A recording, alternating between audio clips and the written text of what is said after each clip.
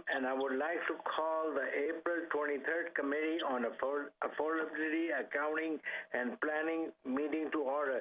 This meeting is being held via conference call.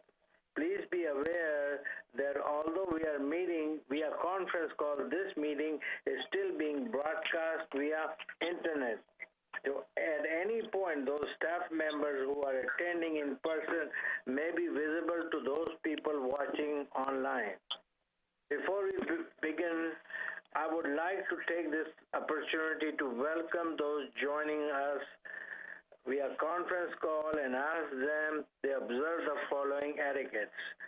Please state your name before you speak. Mute your phone when you're not speaking and keep background noise to minimum.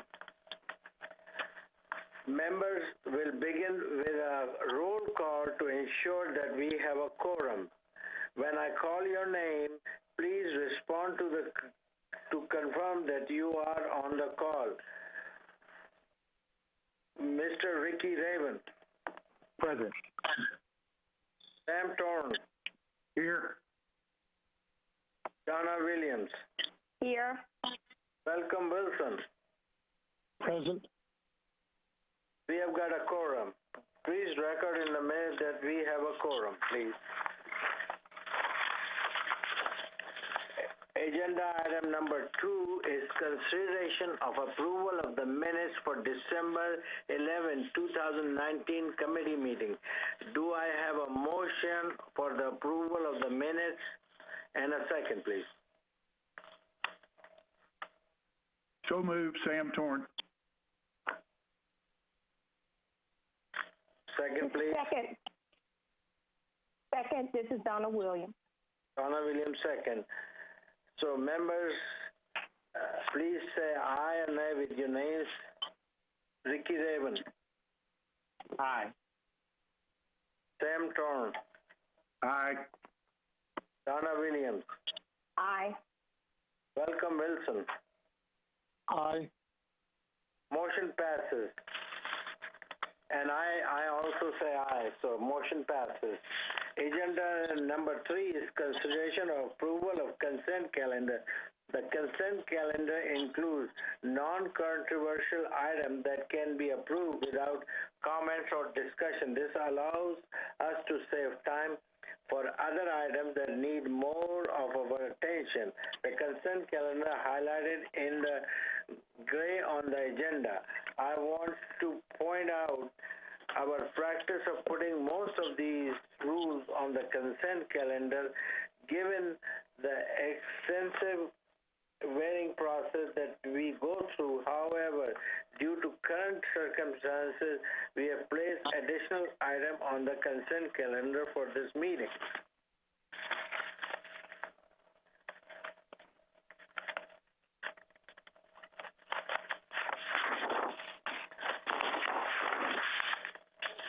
Of course, any board members can request that an agenda item can be removed from the consent calendar.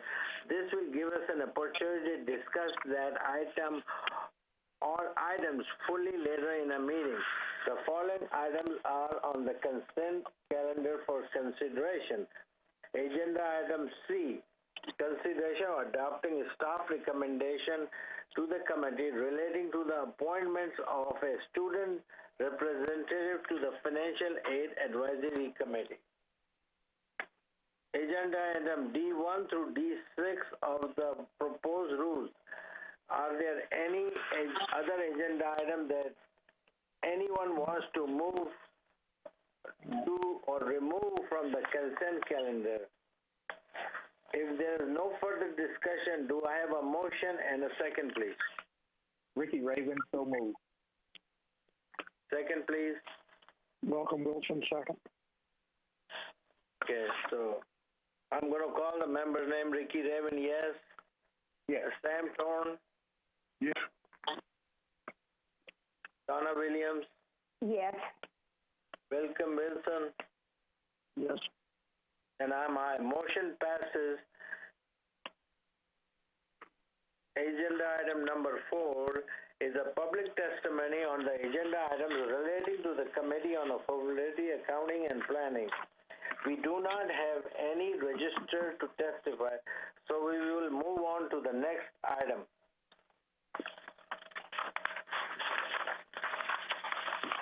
Agenda item 5A is the consideration of adopting the Formula Advisory Committee recommendation to the committee relating to the funding formula for use by the governor and the legislative budget board in making appropriation recommendation to the appropriate legislative committees. Commissioner Harrison Keller will begin the discussion, followed by Dr. Julie Eklund, Assistant Commissioner for Strategic Planning, who will provide an overview of the formulas and the committee recommendation for each sector. Commissioner. Thank you, Mr. Anwar. I appreciate the opportunity to visit with you all today. As you all will hear from Julie in a moment, the coordinating board's statutorily required to send formula funding recommendations to the Legislative Budget Board and to the governor. The Formula Advisory Committee work began almost immediately following the last legislative session, so the specific charges the committees considered were those that were given to the advisory committees by my predecessor. I want to say that I appreciate the hard work each of these formula advisory committees put into their recommendations that will come before you today. And today we're recommending that the board approve their recommendations so we can satisfy our legislative requirement. Now, I met with the chairs of each of the advisory committees and discussed their work, and each of these committees explored some important issues that need further exploration, as you'll see in Julie's presentation. I think it's important to emphasize that all of this work on higher education formulas should continue to be regarded as work in progress. In particular, unfortunately, the economic outlook is very different today than it was when these committees completed their work in January. And the higher education session that we've all anticipated for 2021 looks like it could be increasingly unlikely. So one important point of context I'd like to make, just for the board's consideration as we open this discussion today and continue to work on formulas, is that in the wake of the Great Recession, the state higher education formula funding was cut substantially. And since then, although the legislature provided multiple increases to higher education funding, it has not yet restored the cuts in the formulas to the pre-2010 level. So, for example, the basis of the general academic institution formulas is still about 10% below what it was in 2010. So those are among the issues that we were hoping to address this next session. And now, of course, we'll continue to need to work on formulas, but we haven't yet in Texas had a higher ed session that's focused on updating the finance formulas and aligning the finance formulas with our goals. Of course, looking ahead to this next session, providing core operating funding will be critical for all sectors of public higher education as we look forward to the economic recovery and to supporting institutions in helping to accelerate the economic recovery. And I look forward to working closely with the board and in partnership with institutions on ways that we can improve our higher education finance system to help make our Texas colleges and universities less susceptible to financial shocks into the future.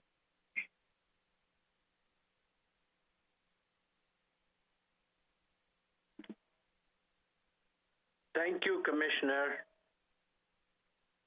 Now we will hear from Dr. Eklund.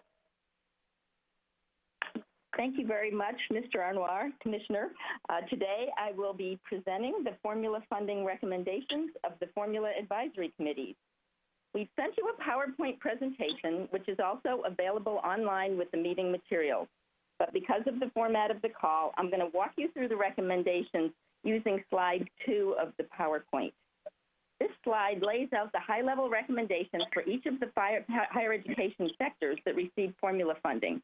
including the community college districts, Lamar State colleges, the Texas State Technical Colleges, and the general academic institutions, which are our public universities, and also our health-related institutions. Before I lay out the committee's recommendations, I'll provide a brief overview of formula funding and the funding process for our newer board members. Texas law requires the coordinating board to provide recommendations to the legislature and governor on funding levels and the formulas that allocate them for higher education institutions. To develop these recommendations, we get input from the higher education institutions, and this process starts the summer after a legislative session and ends with the formation of 3 formula advisory committees composed of institutional representatives. The formula advisory committees, or FACs, were given charges last August from, as the commissioner mentioned, from former Commissioner Paredes, and then they convened throughout the fall of 2019. The chairs of the committees met with Commissioner Keller this past February to present their recommendations, and they're listening in on the call today. It's important to note that these recommendations were finalized in January, and as you heard previously, they're coming to you now when we're in a very different economic environment. The recommendations the board adopts must be forwarded to the Legislative Budget Board and Governor's Office by June 1st of this year.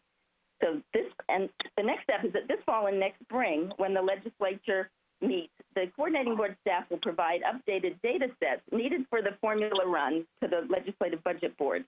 The legislature then ultimately sets the funding levels and passes an Appropriations Act that provides state funding for higher ed institutions for the upcoming biennium, which is going to be the 22-23 biennium.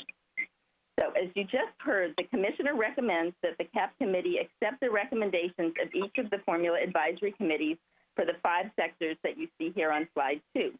For the 22-23 biennium, the committees recommend formula funding rates rather than specific funding levels. At the recommended rates and using projected enrollment data, these recommendations would generate a total overall funding increase of $1.3 billion or 14.1%. These funding levels will change when institutions submit actual enrollment data for the base period. So now let me move to the specifics, and I'll start with the community colleges. Overall, the recommendations for the community colleges result in an approximately $200 million or 11% increase in funding. The allocation of community college formula funding is primarily based on contact hours. The 2-year college FAC recommends increasing those rates by 7% in terms of the average rate per contact hour. Additionally, each community college district receives a minimum amount of funds called core funding. For the upcoming biennium, the committee recommends increasing core funding to $2 million per district, up from $1.4 million. And now I want to talk about community college success point funding, which is a type of performance or outcomes-based funding. For each student milestone completed in an academic year, the institution receives points towards the outcomes-based formula. The Formula Advisory Committee recommends a funding rate of $215 per point, a 6% increase of what was funded for the current biennium. They also recommend that the metrics stay the same for success points, but that the weighting or amount earned per point be adjusted for some of the metrics to account for certain populations, such as dual credit students and students who are academically or economically disadvantaged. Finally, the FAC recommends a process of adding and removing critical or targeted fields that are academic or technical fields for which there's a workforce need and which pay above the median wage. There has always been a point bump for these critical fields, but not an active process to add or remove them. Thus, the recommendation is for an official committee review process to do that. Now I'm going to move on to funding for the state colleges. The 2-year Formula Advisory Committee recommendations result in a $6 million or 9.2% funding increase for these schools. Recommendations include an increase for inflation to their formula rate. The majority of the state colleges' funds are allocated using contact hours, similar to the community colleges. A smaller portion is allocated using the college's predicted square feet and a space support formula rate that's also used for the public universities. In addition, state colleges under a certain headcount receive a small institution supplement. The recommendation includes continuing using the methodology from the current biennium, which increases the amount previously received by the state colleges. Next up, the state technical colleges, or TSTC. Their funding is allocated primarily using the college's return value formula. This formula is generally based on several years of student wages after they complete a program or set number of hours at a TSTC institution, compared to the minimum wage.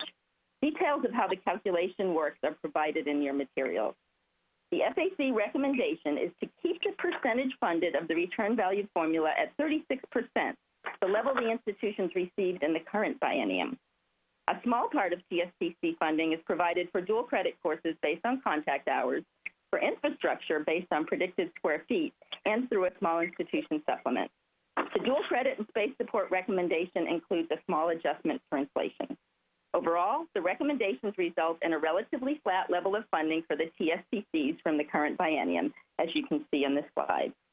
And now I'll discuss funding for the public universities or general academic institutions, and we refer to these as our GAIs. The current formulas for universities are primarily enrollment-driven, with most funding allocated through the instruction and operation formula, which is based on weighted semester credit hours. Additionally, general academics receive space support and a small institution supplement.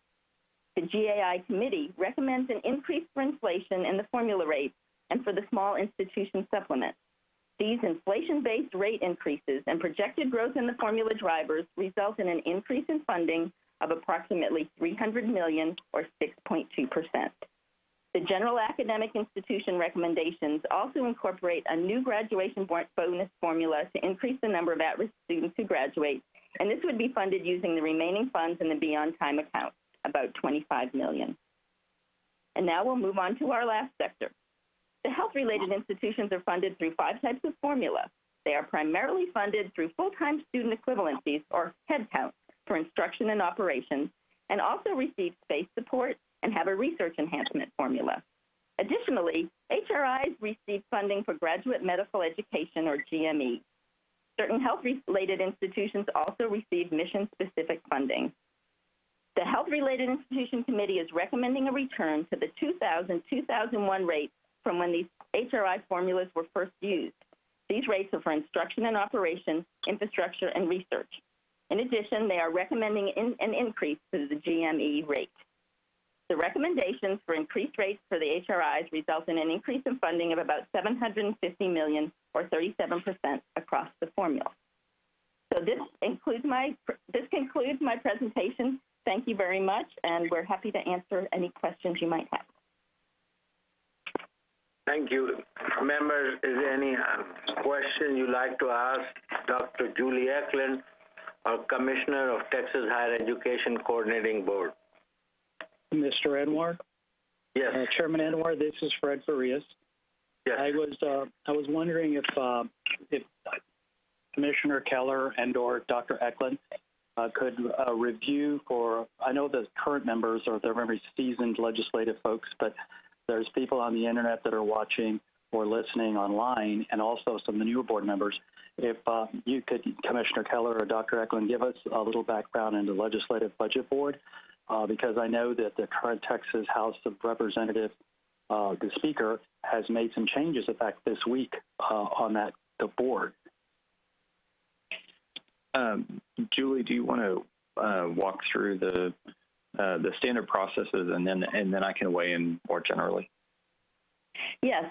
So as I mentioned in my presentation, we do send information about our student enrollments, and in terms of our rate recommendations over to the Legislative Budget Board, we first send them in October, and then we send updated enrollment and funding information to them, again, based on our base year enrollment counts. We send additional information to them April 1st, so updated information, and then they use that information to provide materials to the legislature.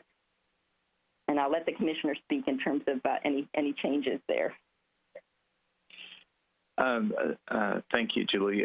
So, Dr. Farias, I think just because of the uncertainty around what the revenue estimates might look like, so one of the issues that's come up recently that the Speaker had weighed in on publicly is whether agencies should, in the current budget, need to give back a portion of their funding, and there's still discussion among the legislative leadership and about the governor and with the governor's office about what they might need to do in different scenarios.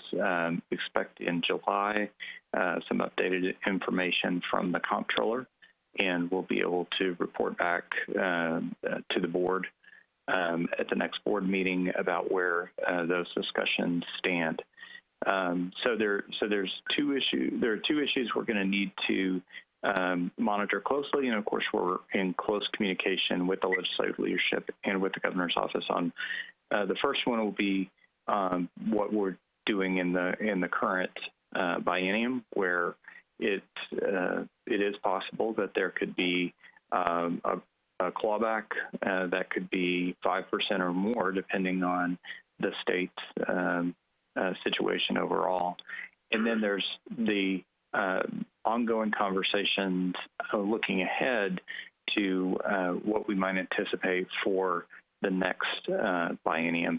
And again, I think it's important for us to not assume that because there may not be funding available for a major infusion of funding into the higher ed formulas, that doesn't mean that we don't need to work on the formulas across all the sectors. I think it may be even more important that we try to focus on how to make those formulas more resilient and better aligned with the uncontrollable costs and the missions of the institutions, and better alignment with the state's higher education goals. So that's work in progress that we definitely need to work on closely with the board and in close partnership with the institutions. Great. Thank you, Commissioner. Thank you, Dr. Eklund. I've got a question either for Commissioner or Dr. Eklund. Because of the economic uncertainty, all these increases in different aspects, you know, have you talked to the legislator or the governor? Is he going to use rainy day funds to make up some difference, or what's the feeling on the state legislature and governor's office? So at this point, I don't know what the decisions might be about the rainy day fund or recommendations for tapping the rainy day fund in the next session. I think the main focus right now is trying to get a sense of what's the depth of the impact on the Texas economy, and so this next revenue estimate will be very important for informing all those conversations for the current biennium and for the next biennium. So I think right now the focus is really on understanding where we are and what's happening with the revenue estimate. Thank you, Commissioner. I'm just curious about, you know, if you had any conversations with the chief of staff or governor or anybody. Anyway, is there any further discussion?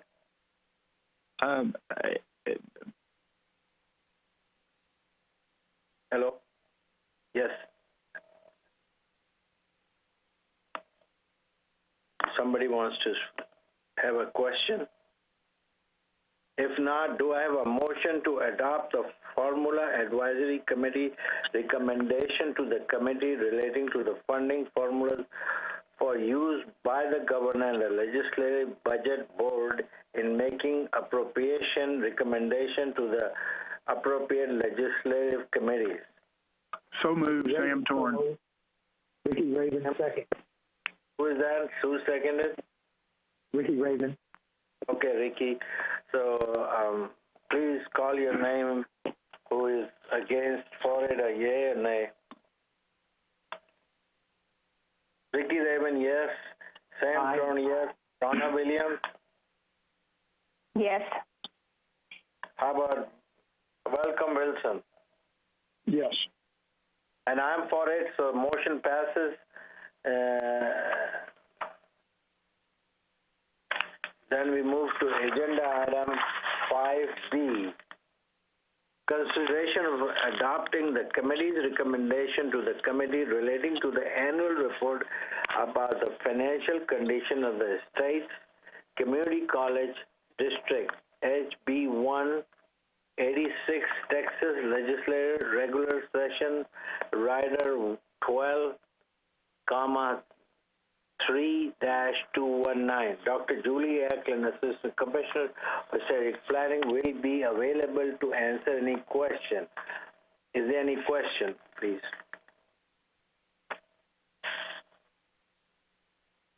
If there is no further question, do I have a motion to adopt the Commissioner's recommendation to the committee relating to the annual report about the financial condition of the state's community college district?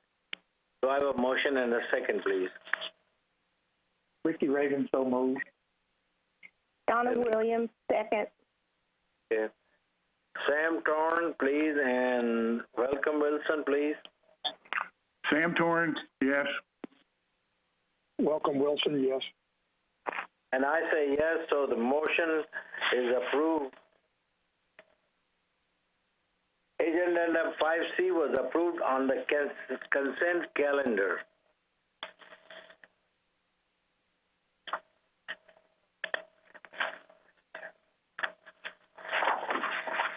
Agenda number 5D, 1 and through 6 are proposed rules were approved on the consent calendar.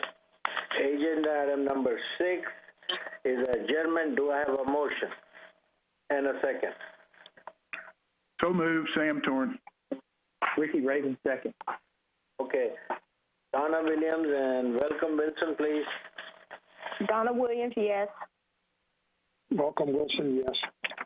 And I say yes, so the motion passes. We will now take a short break to allow the staff to set up for the quarterly board meeting, which will begin in approximately 5 minutes. Member, please remain on the conference call. Thank you.